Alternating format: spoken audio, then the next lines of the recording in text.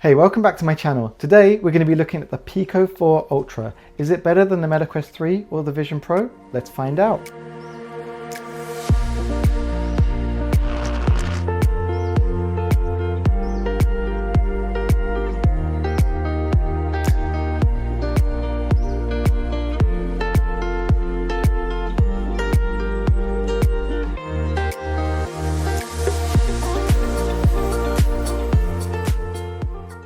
So I've been interested in AR, VR, and what's also been dubbed as spatial computing for quite a while now. In fact, I've made a couple of videos on the AR space with the Xreal Air 2 Pros, which will be linked down below if you want to check those out. But I've been really interested in VR. Now I've tried the Meta Quest 3 and the Apple Vision Pro, but I wanted to see if there was a different headset out there that I wanted to test out. And I came across the Pico 4 Ultra, which I was really impressed with because the technology on it in terms of the specs was really good. So I decided to get that and test that out for you guys and see if it is worth buying. So let's start off from the beginning. In the box, you get the Pico 4 Ultra headset, 2 controllers with 2 AA batteries for each controller. There's no USB-C charging for the controllers, maybe in the next generation, but we'll see. There's user, safety warranty and quick guides, glasses spacer, so if you're wearing glasses, you're not going to be scratching the lenses. USB-C charging for the headset and 2 wrist straps. So if you're playing games on there, for example, your controller doesn't go flying across the room.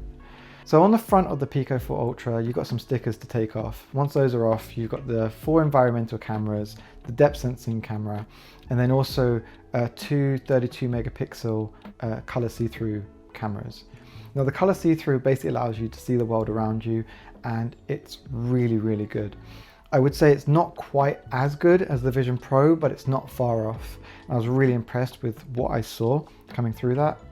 I do think it's better than the Meta Quest 3 though. I find that the tracking was really accurate. So when walking around like virtual windows, they stayed in place and there was no kind of like jutters or micro movements that were happening. It was all really, really smooth, which again, I found really impressive.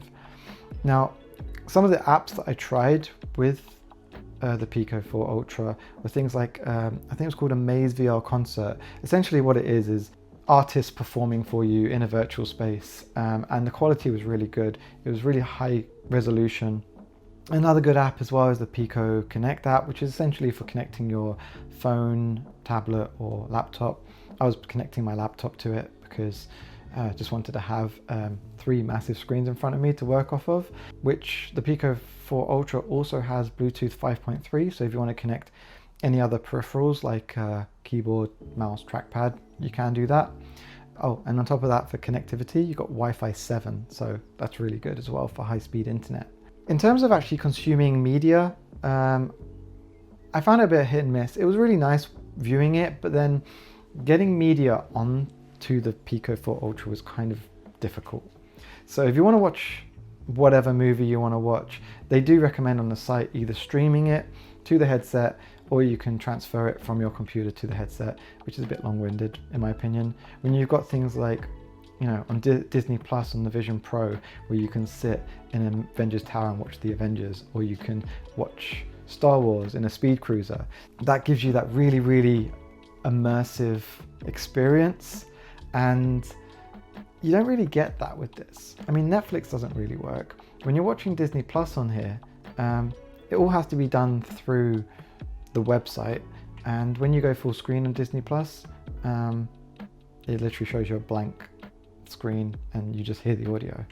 The only one that I found works was Amazon Prime. And I was watching Spider-Man Homecoming on there. Now, it was a good experience, but it wasn't great. Now, the reason why is because I found that the 580 grams of the headset was quite heavy over time. Like, I can probably take about 20 to 30 minutes of wearing this headset before I feel like I need to take it off. On the like safety warranty user guide does recommend watching for only 15 minutes and then taking breaks. But in my opinion, having to take it off every 15 minutes when watching a movie doesn't really give you a good movie watching experience.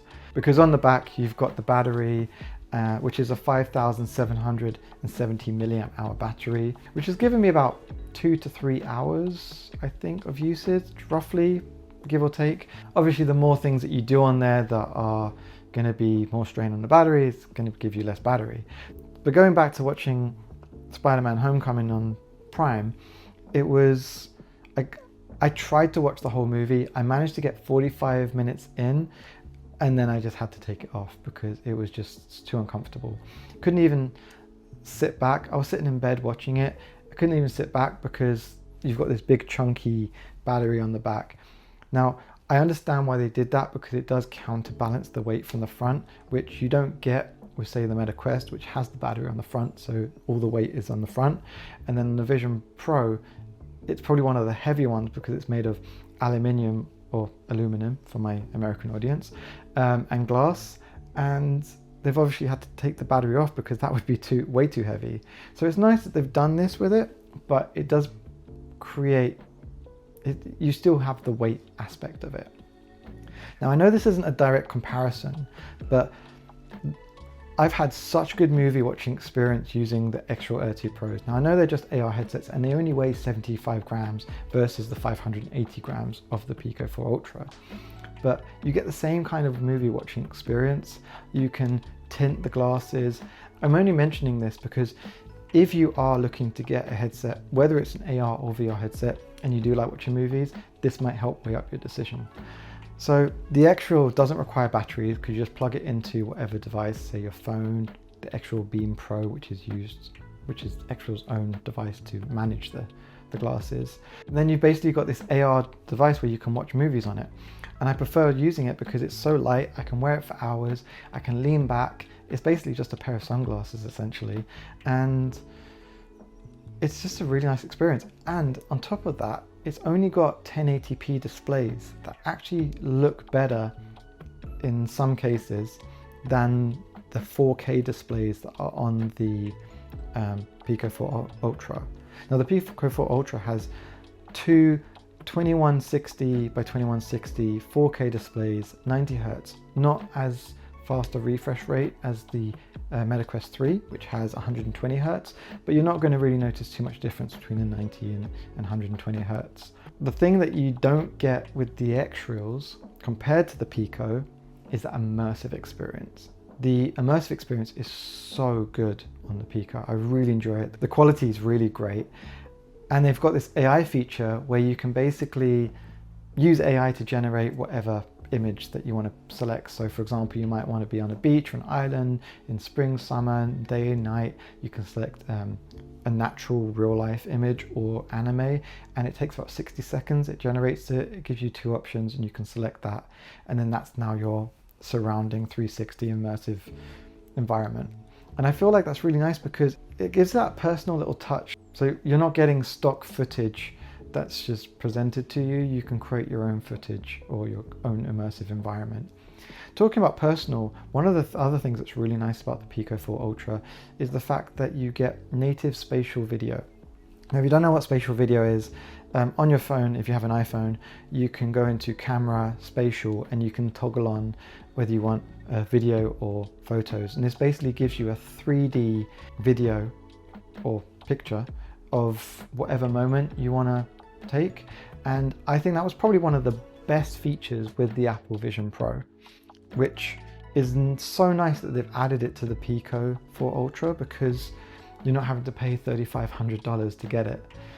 You're only paying £529 or $429 before tax.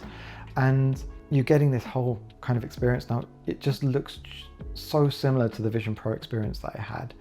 It's really easy to import it because you've got the Pico app, which you can just import those spatial videos across from your phone to the headset. And it's just a really nice addition that they've added that. All of this is powered by Snapdragon's XR2 Gen 2 processor, which is basically Snapdragon's latest VR processor, which also has, well, the Pico has 12 gigabytes of RAM, which is more than what you get on the Meta Quest 3. However, on the Meta Quest 3, you do get 512 gigabytes of storage versus Pico's 256 gigabytes of storage. So I guess if you want to store more apps, then you'd want to go with the Meta Quest 3 maybe. And if you want something that's more powerful, then you might want to go with the Pico. Now, on paper, the Pico is more powerful, but it is held back by the apps. And that's one thing that I'm going to get to later, because it's one of the things that frustrates me the most. In terms of the controllers are very accurate, like micro adjustments can be made on those. So for example, if you're playing Angry Birds, then it's just a really, really nice, smooth experience. It tracks it so well, it's so accurate. But then that leads me to the hand tracking, which isn't so good. Now, I know MetaQuest 3 has better hand tracking, and the Vision Pro's eye and hand tracking is just so accurate. It's just off the charts. It's so good. The hand tracking in good lighting and good environments, and depending on what you're doing, if you're doing things that require more accuracy, it's hit and miss. Say for example, I want to move a screen with the controller. I just have to push this button and I can move the screen however I want. But if I want to do it with my hands, then I have to grab this little tab on the bottom, which I can do sometimes, but then it doesn't always work because the tracking isn't always great.